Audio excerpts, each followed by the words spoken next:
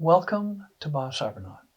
I'm Dr. James V. Hardt, and I created this, the company, the technology, and the training methods. What's the difference between EEG recording, maybe for diagnostic purposes, and EEG feedback? So diagnosis, or doing an EEG, will tell you basically what's going on in the brain. And feedback on EEG allows you to change what's going on in the brain. One of my former teachers and then colleagues, Dr. Charles Levant-Yeager, was a now vanished breed of professionals called a clinical electroencephalographer.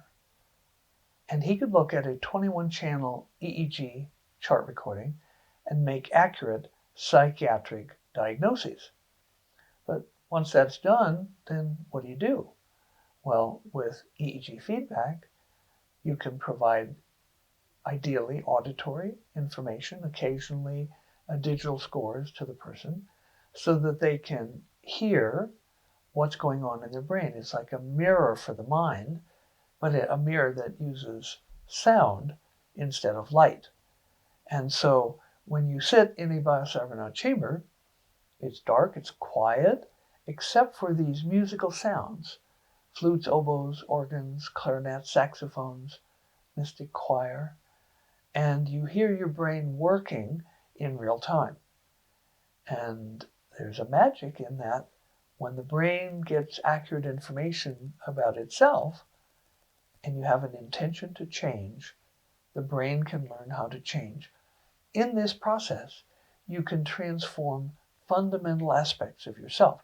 You could become smarter, more creative, wiser, especially in terms of your emotions.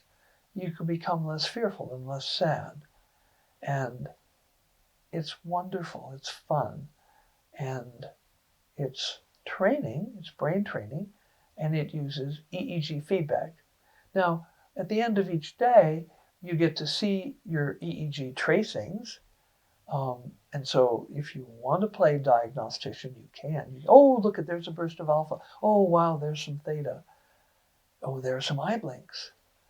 And so you get to see your actual EEG, and you also get scores that allow you to know where you are in any given moment with your brainwaves, and then how to change them to increase beneficial ones and to reduce ones that aren't so beneficial, to optimize your brain for any state of mind you want to be in, for any activity that you would like to perform.